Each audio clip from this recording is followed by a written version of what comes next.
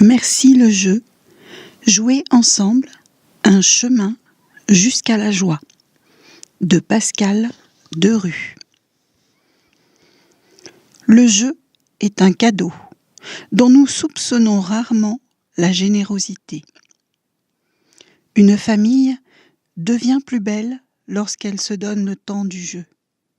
La première grâce du jeu est sa gratuité, et c'est sa force, et c'est son chemin pour devenir un mot d'amour. À Gudrun, Uli, Lisa, Nicolas, Leïna, Lou, Sacha, Eve, Nils, Nikita, Yon, Emma. Partie 1. Sur un chemin inattendu. C'est un chemin de traverse, souvent déserté. Des blocs en bois ou des cubes, comme on les nomme en France. Dans chaque famille, en les cherchant, on finit par les retrouver dans une boîte ou dans un petit chariot, auquel est encore accroché un bout de ficelle. Les enfants les ont quelquefois joués, mais des jouets plus colorés les ont vite détrônés. Ils portent en eux un air de nostalgie, évoquent les grands-parents, se prêtent bien au discours sur la créativité. Et ces belles paroles nous empêchent de les jeter dans le poêle à bois ou de les revendre sur le bon coin. Quelle misère! Que s'est-il donc passé entre l'époque où ils étaient le jouet par excellence et le pauvre symbole qu'ils représentent peut-être encore? Moi le premier, même si j'en ai façonné dans mon atelier pour mon premier enfant, je les ai aussi désertés devant ce que la mode des années 80 glissait dans le panier de leurs envies. Il faut un long chemin. Il faut parfois un long cheminement pour pouvoir remettre ensemble les valeurs qui nous habitent et les biens dont nous avons besoin pour vivre. Qui plus est, sur cette itinérance, les jouets viennent souvent en dernier, loin après ce qui soigne, ce qui nourrit bien, ce qui nous transporte, ce qui nous protège. Combien d'années et combien de rencontres faut-il à chacun pour découvrir que son regard sur le monde et ses petites utopies intérieures prennent toute leur consistance lorsqu'ils s'inscrivent dans l'infiniment quotidien. La médecine qu'on privilégie, le choix des aliments, les modes de déplacement, la gestion des énergies. Dans cette gamme très bas, dans l'échelle des priorités, l'infiniment quotidien pour un enfant, jouer. Pour vous rassurer, avec un magasin qui ne cessait de repérer et de proposer des jouets de qualité, il me fallut 20 ans pour découvrir le jeu qui pouvait le mieux accorder mon projet de vie et une manière de jouer qui dit à mes petits-enfants que je les aime. Pour ma part, la bousculade prit corps dans une rencontre à Nuremberg avec Michel Hopf, lorsqu'il m'offrit un bout de son temps et fit coïncider tout ce qu'un bon bloc de bois représente avec une recherche de jeu qui puisse exprimer ma tendresse et mon souffle de vie lorsque je joue avec un enfant. Ce fut une grande surprise. Un jeu si simple, si complet, inépuisable. Je revins bouleversée de ce moment, comme tombée du camion de la consommation sur le sentier de ma recherche la plus vraie. Un tout petit sentier qu'on parcourt à pied, au présent, en découverte et en émerveillement, avec le cœur, les oreilles et les yeux à l'écoute. Avec ces blocs en bois, je pouvais soudain mettre ensemble valeur, jeu, rigueur, plaisir infini. Quel cadeau, puisqu'ils sont devenus le plus beau jeu de mon ralliement à mes petits-enfants, et réciproquement de leur complicité avec moi. Là où nous avons été trahis. Pour bien comprendre, un détour technique s'impose, mais soyez sans crainte, il est simple et éclairant. Par ignorance ou par souci de rentabilité, les blocs en bois sont devenus des petites pièces dont les sections ont été réduites à des surfaces de 3 cm par 3 cm, et souvent moins. Résultat, lorsque le jeune enfant, autour de son premier anniversaire, tente d'empiler les surfaces de contact, sont si petites qu'il n'est même pas dans de bonnes conditions pour réussir une superposition. Il tente bien de poser 2 blocs l'un sur l'autre, mais il est encore maladroit. Et si la section est étroite, pour peu qu'il vise mal, la construction s'écroule.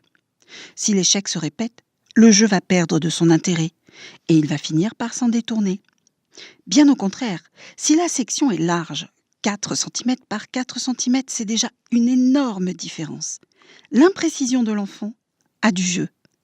Même s'il pose de manière décalée, la surface d'accueil étant plus grande, ses chances de réussite sont amplifiées. À cela s'ajoute un second obstacle qui fait partie d'un choix naturel et cohérent. Nous choisissons des blocs colorés car nous les trouvons plus beaux et plus gais. Ce choix esthétique n'arrange rien. Lorsque l'enfant tente ses premiers empilements, la couleur n'est pas un cadeau. En effet, 2 blocs en couleur qu'on empile ont très peu d'adhérence naturelle. Des surfaces colorées et vernies glissent l'une sur l'autre. L'exploration et la construction de l'enfant en deviennent plus difficiles. Essayez donc. Frottez l'une contre l'autre 2 sections colorées, puis 2 sections en bois naturel non verni. La différence d'agrippe est évidente. Celle des blocs colorés, étroits de surcroît, dessert et décourage le jeu de l'enfant. Celle des blocs en bois naturel, avec des sections larges de 4 ou 5 cm de côté, augmente ses chances de réussir l'empilement. Mais qu'est-ce que nous voulons ? Que ça rate ou que ça réussisse ? Le matériel que nous choisissons est une première manière de répondre à cette question et d'exprimer ce que nous désirons pour cet enfant que nous aimons. Vu de cette manière, l'aspect technique que je viens de décrire ouvre une porte sur le meilleur que nous lui souhaitons. La transmission d'une sagesse. Ces notions évidentes, quand on les expérimente, je les ignorais moi-même jusqu'au jour où, en 2008, Michael Hopf de la firme ABBA m'expliqua la qualité, voire la bonté des blocs produits par cette firme allemande. Il disait encore « De bons blocs en bois sont basés sur des multiples parfaits. Par exemple, des multiples de 4 cm. Ainsi, quand l'enfant construit, les blocs se correspondent et se complètent. La notion de ce qui manque entre naturellement dans le jeu. Un bon jeu de construction est un jeu qui induit la rigueur. Une notion qui semble ignorée par la plupart des constructeurs qui nous servent des blocs avec des sections de 28 mm, 32 mm et autres mesures fantaisistes. Reprenez encore en main ces fameux blocs ABBA et faites-les correspondre. Un bloc de 8 cm plus un bloc de 4 cm correspondent au millimètre près à un bloc de 12 cm. Toutes les pièces s'accordent avec la même précision. Les cylindres s'ajustent parfaitement dans les demi-cercles, les prismes mis par 2 forment des cubes, les barres font 2 cm d'épaisseur, etc. Pas étonnant dès lors qu'un enfant qui a beaucoup joué avec de tels blocs comprenne avec aisance ce que lui explique un maître en CE1 ou CE2, première et deuxième primaire en Belgique, à propos des multiples. Par toutes ces manipulations, et simplement par jeu, il a appris dans ses mains et dans son corps, les paroles signifient quelque chose de concret pour lui. Dans un même esprit, les excellents jeux Kapla et Pesta répondent parfaitement à cette rigueur. Les languettes Kapla ont des épaisseurs, largeurs et longueurs qui se correspondent. 3 épaisseurs pour une largeur, 5 largeurs pour une longueur. Le domino Pesta présente la même épaisseur qu'un Kapla, 8 mm. Mieux, les 3 jeux se correspondent sur certaines mesures. Empilez par exemple 5 languettes Kapla et posez-les à côté d'un bloc en bois ABBA de 12 cm. Longueur et hauteur s'accordent parfaitement. Froebel.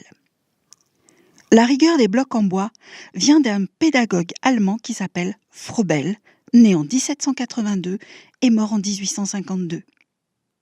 À la suite de Pestalozzi, Froebel déclare que jouer pour un enfant, ce n'est pas perdre son temps. Jouer, c'est sa manière de découvrir le monde. Cette idée centrale, il va la promouvoir de 3 manières différentes. Il crée les jardins d'enfants, Kindergarten, dont nous sommes toujours héritiers aujourd'hui.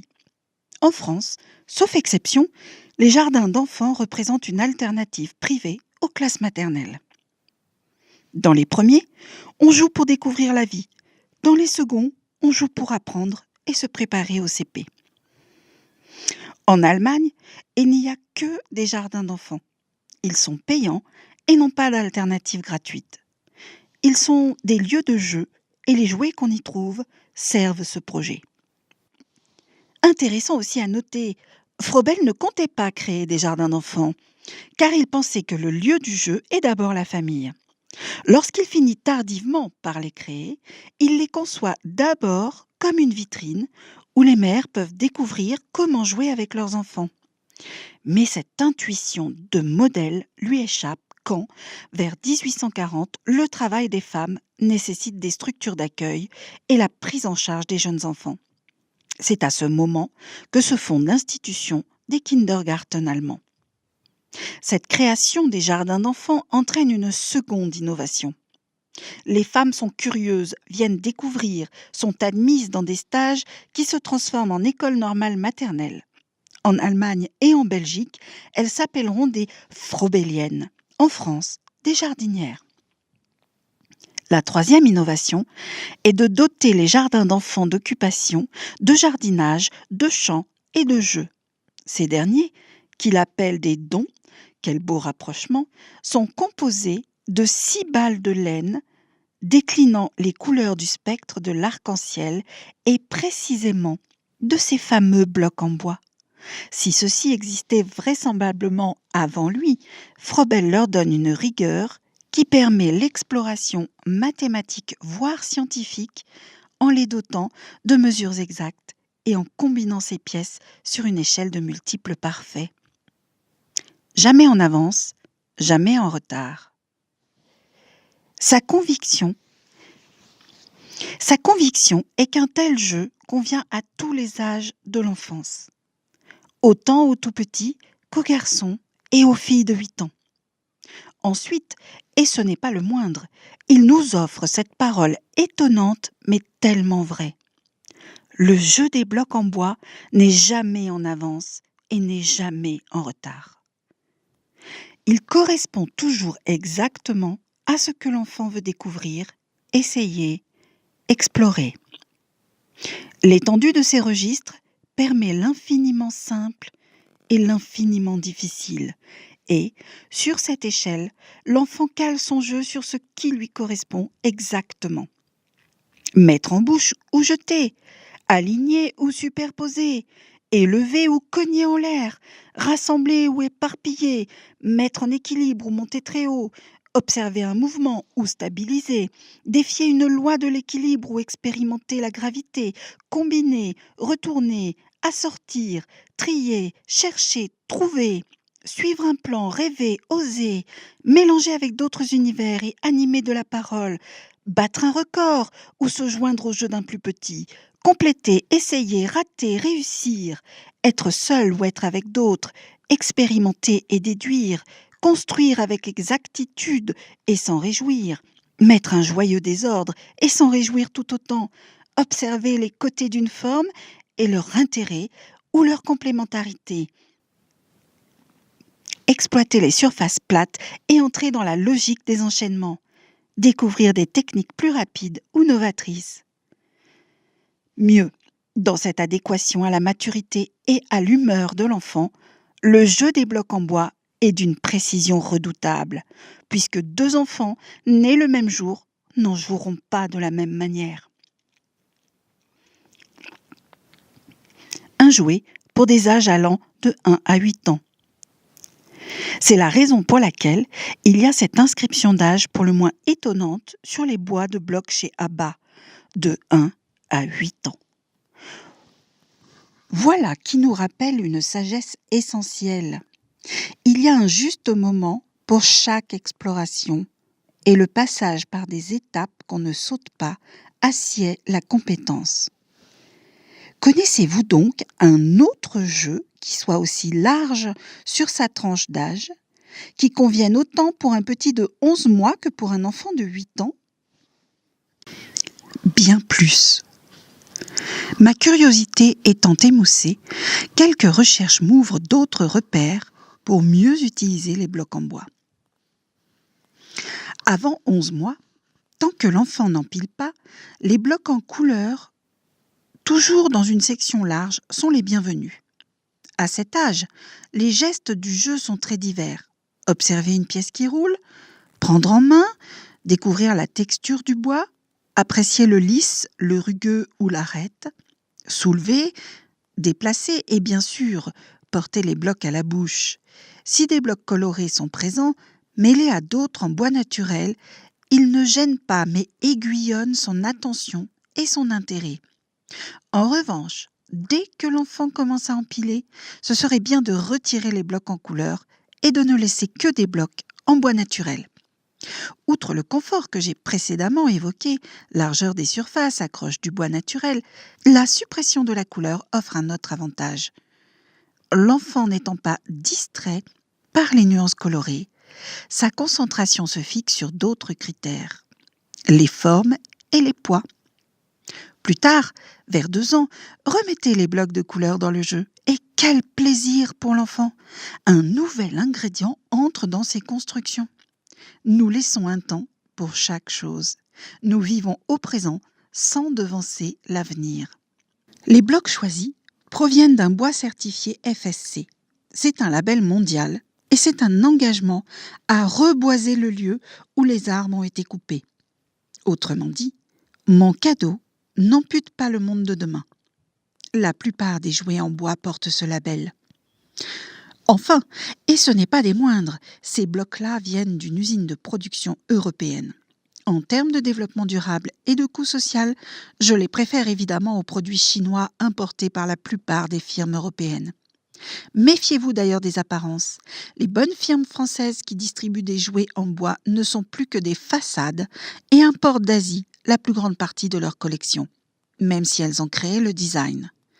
Une grande part des jouets n'est plus construite en bois massif, mais par facilité et par économie en MDF, Medium Density Fiberboard, c'est-à-dire en panneaux de fibres de bois de densité moyenne. Ils vieillissent mal et sont difficilement réparables. Pour nous distraire de l'essentiel, les firmes augmentent sur les nouvelles possibilités de forme, la non-toxicité des colles et l'adéquation des couleurs aux normes les plus sévères. Dans d'autres firmes, la déviance suit un chemin absurde. Chez Brio, une partie du hêtre blanc qui pousse du sud de la Suède jusqu'au nord des Balkans est envoyée en Chine pour qu'il soit fraisé et devienne les rails des circuits de train. Il est ensuite retourné vers les différents points de vente dont l'Europe. Nous assistons ici au grand écart entre l'excellence d'un jouet et le coût écologique qui l'accompagne. La demande de 2 grands-parents.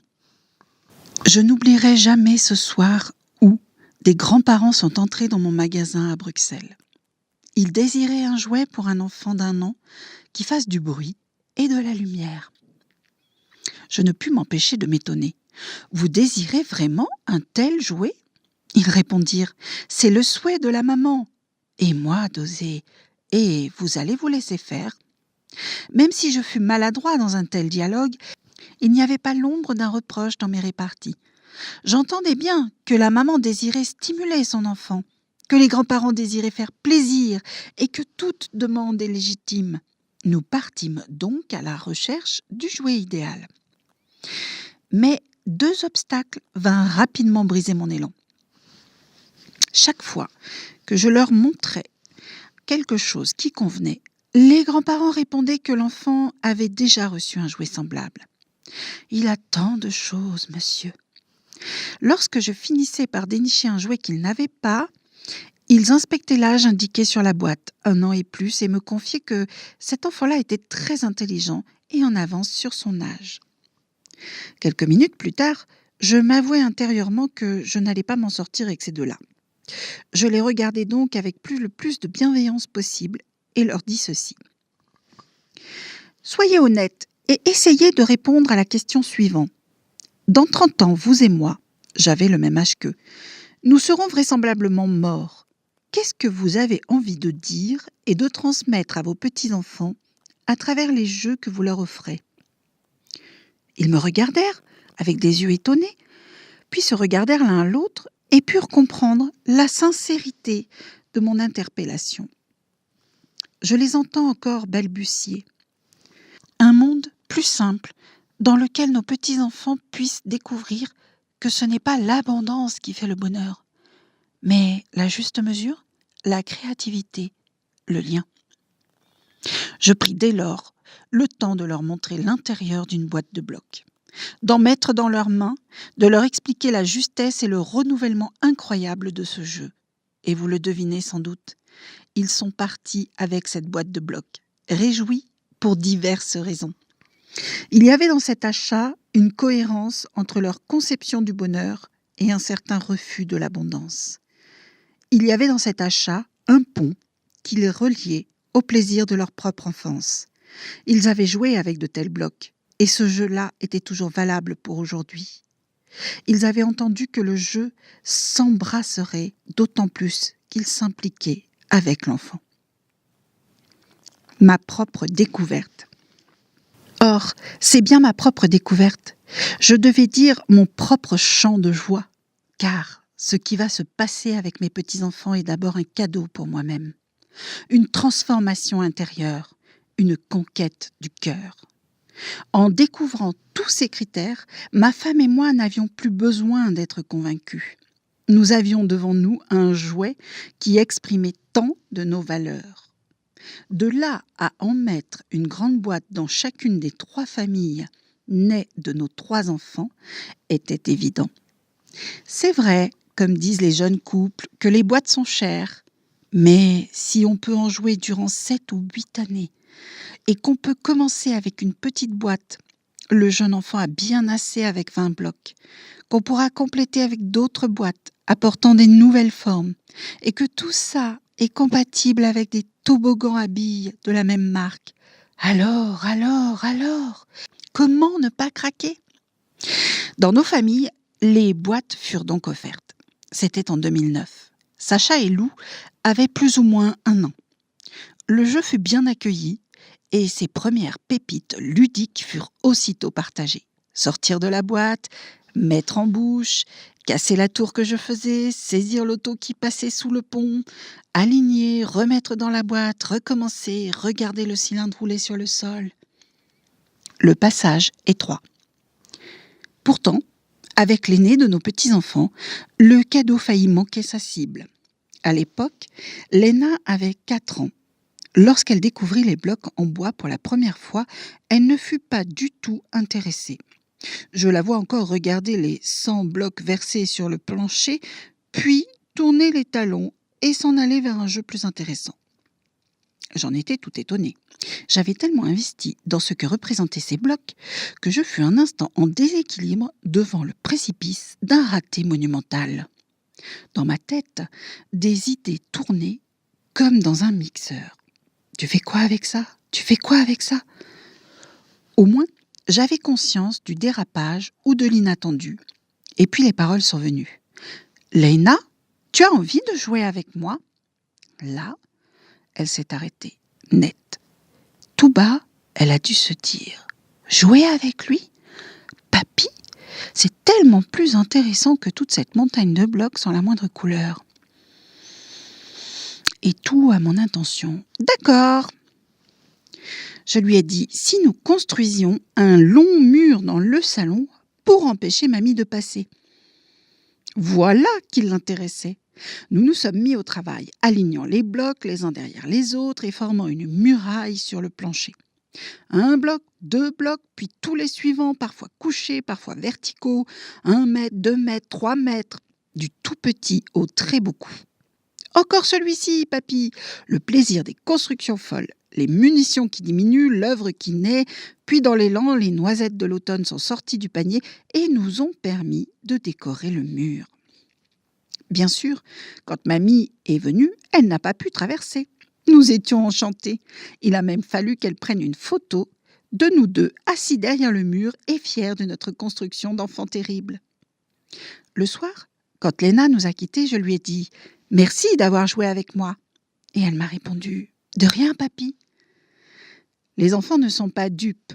Nous recevons autant qu'eux dans cette complicité.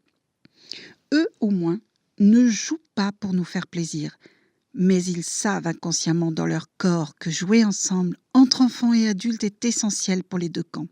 Le soir, je me suis endormi heureux de ce moment magique. Je ne savais pas encore que j'étais sur le seuil d'un chemin magnifique dont l'entrée avait été un passage étroit. Avant de sombrer, je me suis juste dit que j'allais remettre ça.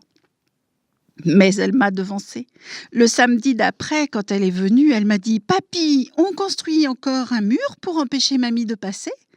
Je lui ai répondu « J'ai une autre idée. Nous allons construire une table et monter dessus. » Ce n'était pas une proposition improvisée. J'avais rêvé de ce nouvel instant de jeu et cherché un plateau en bois dans l'atelier. « D'accord, me dit-elle. Par où faut-il commencer pour construire une table ? Par les pieds, papy. La voici donc, construisant une colonne avec 4 blocs d'environ 30 cm de hauteur. Et maintenant, un autre pied. Et de le construire à une vingtaine de centimètres du premier, avec comme différence notoire que je voyais qu'il était légèrement plus haut que le premier.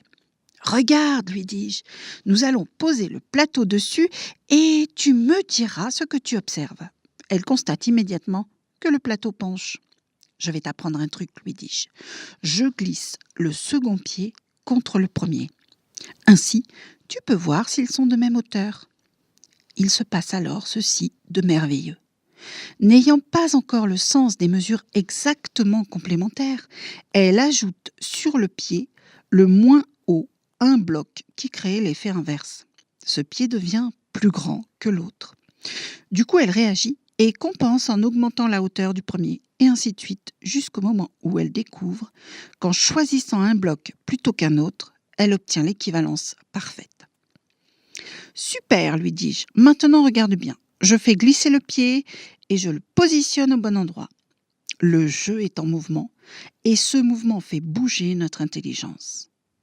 Nous construisons de cette manière les 2 autres pieds en ajustant leur hauteur par la technique du rapprochement et de la comparaison. Puis, le plus grand moment arrive. Nous posons le plateau avec tous les gestes que ça requiert. Ajuster la place des pieds, s'entraider, agir avec douceur. J'ose ensuite monter sur la table, autant pour faire le fou que pour prouver que la gravité stabilise. Dans un moment comme celui-là, je suis pleinement dans l'instant présent. La Terre continue de tourner avec ses problèmes politiques, économiques, mais moi, je tourne au présent avec ma petite fille et d'une certaine manière, j'ai arrêté le monde entier pour être avec elle. Le pont sur la rivière. Mais notre histoire n'est pas finie. Et c'est dans ces rebonds immédiats ou sur des années que l'émerveillement s'étoffe et alimente la source intérieure de la joie. Le même après-midi, j'observe Léna qui fait glisser sur le sol un bateau en Lego qu'elle a construit. Comme elle, je vois bien la rivière invisible sur laquelle navigue ce bateau et je lui dis « Veux-tu que nous construisions un pont ?» Elle est partante et je lui demande « Que faut-il d'abord construire ?»« Des escaliers, papy. » Elle accole 3 blocs les uns contre les autres en position verticale. Un cube, un double cube, puis un triple cube. Et maintenant, un autre escalier, papy. Et voilà ce qu'elle fait. Elle construit son second escalier en l'accolant au premier pour obtenir des mesures parfaitement semblables. Puis, sépare les 2 escaliers et les pose de part et d'autre de la rivière. Je suis émerveillée. Ce que nous avons joué le matin et appris avec les hauteurs des pieds de table est déjà intégré et se glisse dans cette construction. Je ferai souvent cette constatation, pareillement valable pour les postures, les valeurs et les techniques. Les jeunes enfants glissent efficacement dans leur corps et leur mémoire tout ce que nous leur montrons. S'ils oublient certaines choses, ce n'est pas enfoui très loin. Lorsque nous prenons le temps de le leur montrer une nouvelle fois, ils y accèdent avec un air familier. Ainsi, Sacha, 7 ans aujourd'hui, Nikita, 4 ans, Leïna, 11 ans, ont appris de nombreuses lois sur l'équilibre. En particulier, les systèmes de contrepoids qui permettent de construire de longs ponts sur de larges rivières sans piliers intermédiaires. Ainsi, Lou, 7 ans aujourd'hui, Eve, 6 ans et Niels, 4 ans, sont devenus des architectes de l'enclos, des bâtisseurs de maisons sur pilotis, des ajusteurs de pentes pour toboggans où les bonhommes Playmobil testent le lisse de leurs pistes. Chaque soir, après ces magnifiques moments de jeu, je rêve de ce que nous ferons encore ensemble. Qui donc avait dit que le jeu des blocs est inépuisable et qu'il convient autant à un enfant d'1 an qu'à celui qui en a déjà 8 ? Avec la nature. Cette fois, nous suivons un plan de construction. Lena a 6 ans. Le carnet qui accompagne les blocs regorge d'idées.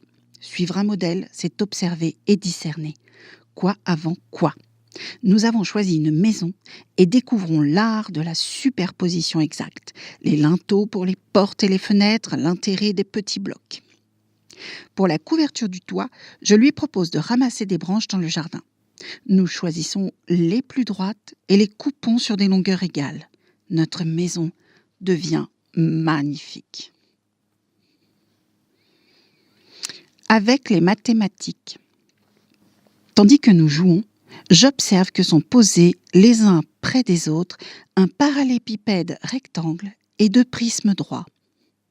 Je les isole et dis à Sacha, 4 ans à l'époque, en montrant d'une part le grand parallépipède rectangle et d'autre part les 2 petits prismes, « Une devinette, Sacha. En assemblant d'une certaine manière les 2 petits blocs, on peut obtenir le même que le grand. » Il me regarde un peu inquiet sur ma santé mentale. N'aurais-je pas remarqué que d'un côté il y a 2 blocs et de l'autre un seul ? Je lui fais donc la démonstration. J'assemble les 2 prismes en faisant correspondre leur plus grande base et j'obtiens un parallépipède rectangle d'un volume exactement semblable au premier. Magie ! Je défais aussitôt mon assemblage et glisse les 2 pièces dans ses mains. À toi ! Le jeu s'amuse et joue aux énigmes. Pas évident pour Sacha. Il tourne les pièces dans tous les sens et obtient plein d'autres formes que nous ne pourrons explorer plus tard. Jusqu'au moment où ses doigts tournent et accolent les 2 blocs dans le bon sens. Les prismes triangulaires, les blocs en forme de triangle, sont très intéressants car il est sans cesse nécessaire de les poser dans un sens ou un autre pour obtenir l'effet désiré.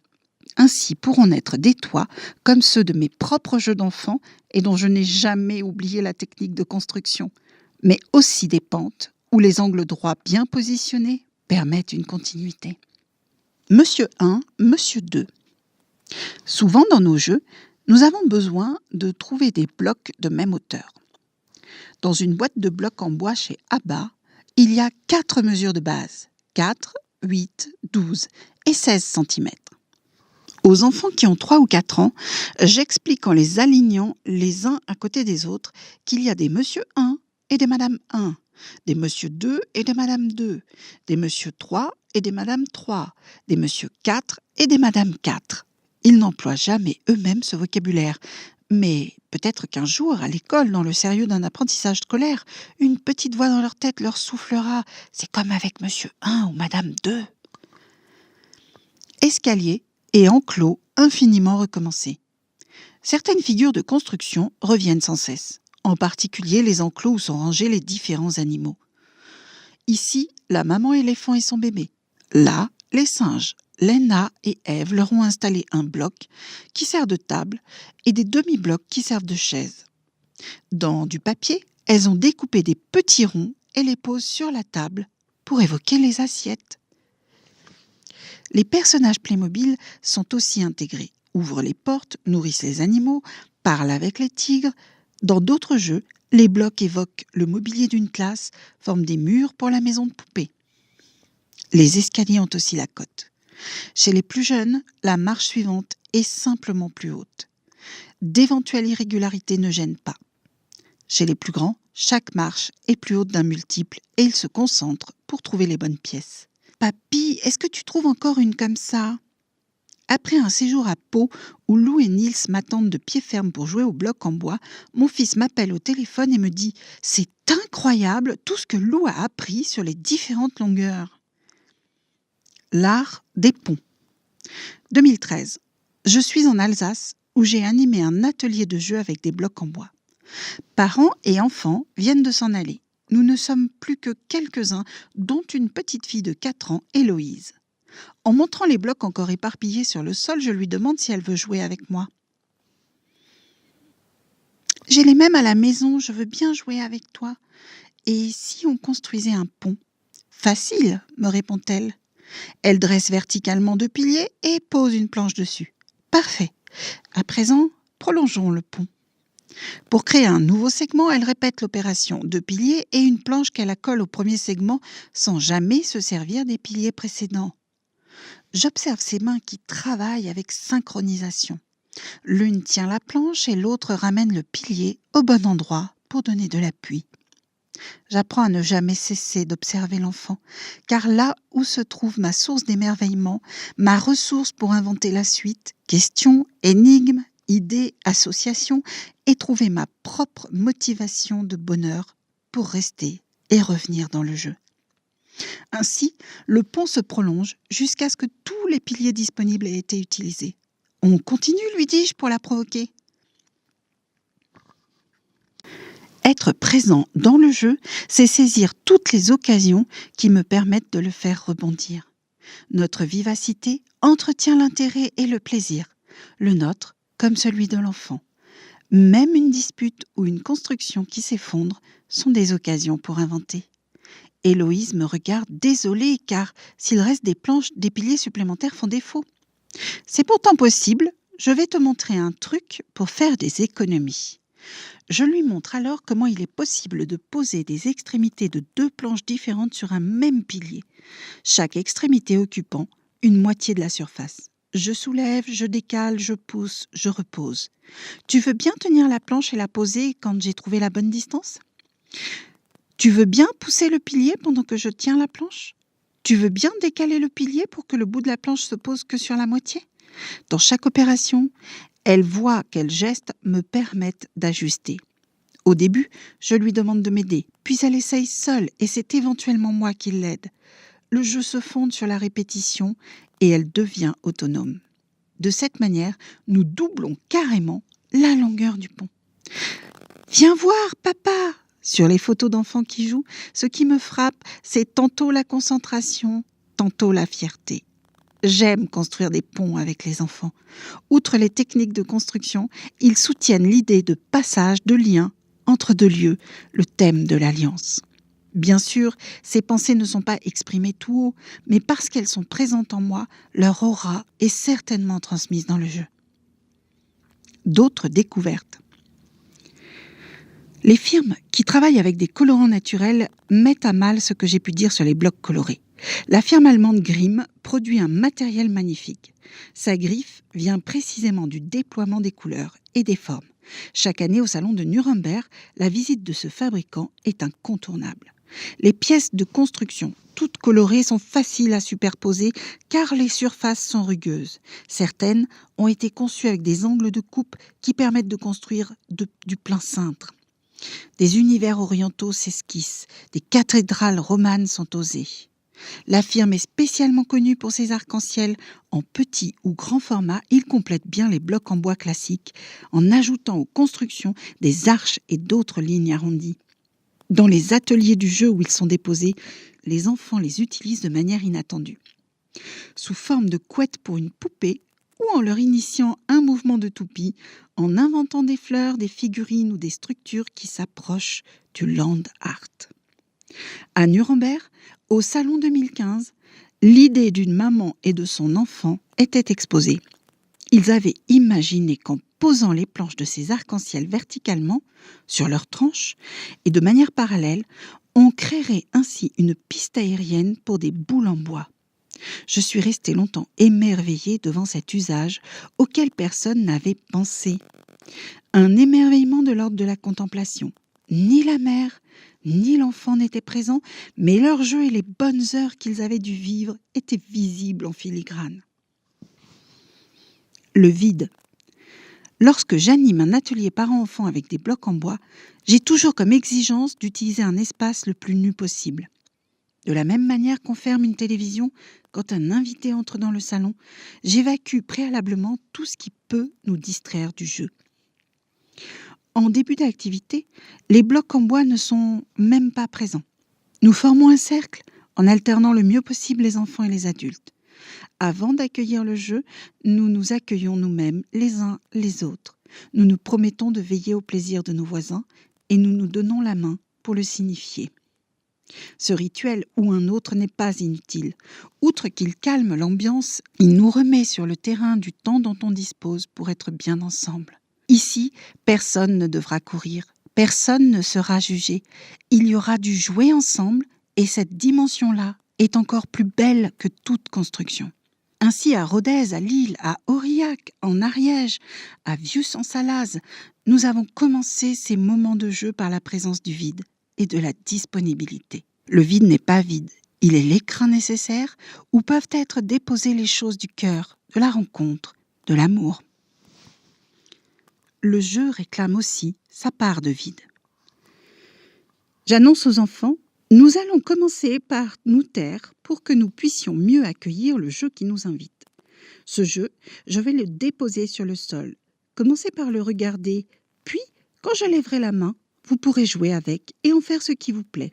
Parfois, j'invite préalablement à entrer dans un contrat. En frappant dans les mains de son père ou de sa mère, l'enfant s'engage à partager les blocs et à respecter les constructions des autres. De leur côté, les parents reçoivent comme instruction de ne pas intervenir dans un premier temps, mais de simplement regarder. Je déverse les blocs en différents endroits. Les enfants se taisent, regardent, je lève la main. Chacun s'approche du tas le plus proche et entre dans le jeu. Pour les parents, le temps donné pour observer les enfants sans intervenir est reçu comme un cadeau. Chacun peut s'émerveiller, prendre conscience de la puissance ludique de ces blocs de bois. Quand on leur donne de la place, nourrit l'équation entre l'infiniment simple et l'infiniment beau. Après quelques minutes, les parents sont invités à se mêler au jeu de leur enfant. Chacun s'y prend à sa manière, ne semble pas gêné par la présence d'autres adultes, s'inspire peut-être d'une attitude qu'il voit. Dans un groupe, le père construit à côté, dans un autre, la mère ajoute un bloc sur la construction de l'enfant. Ailleurs, la parole sert de lien. Il n'y a pas trop de bruit. Aucun enfant ne se dispute, aucun enfant ne pleure. Nous sommes dans le jardin de l'écoute et du respect. Chaque parent est dans l'instant présent, en parenthèse de toutes ses autres préoccupations. Le jeu dépose sa légèreté. Après 15, 20 ou 30 minutes, selon ma perception de la concentration, j'invite chacun à se relever et à reformer le cercle. Nous prolongeons ensuite ce jeu par 3 moments. Le premier est d'aller visiter ce que les autres ont construit, de reconnaître ainsi que chacun a été créateur à sa mesure. Le second est une invitation aux parents. Si vous avez éprouvé de la joie dans ce jeu avec votre enfant, dites-le lui. Enfin, troisième et dernier moment, nous nous remercions d'avoir joué ensemble et nous le signifions à nouveau par un rituel simple. Se regarder, se serrer la main. Je ne peux m'empêcher de penser à Froebel qui désirait que le jardin d'enfants soit une vitrine où les parents pourraient réapprendre à jouer. Je ne peux m'empêcher de repenser à Froebel qui disait que les jeux étaient des dons. J'aime tellement ces ateliers qui sont des jardins de l'être. On les quitte avec de la paix dans son cœur. On y réussit l'infiniment petit et donc l'infiniment grand. Chaque parent rentre chez lui en se disant que c'était simple et beau à sa hauteur et donc possible. Cet extrait du livre « Merci le jeu, jouer ensemble un chemin jusqu'à la joie » écrit par Pascal Derue a été lu par Victorine Meyers. Le livre est paru aux éditions L'Instant Présent en 2016 sous l'ISBN 978 2 916 032 61 0.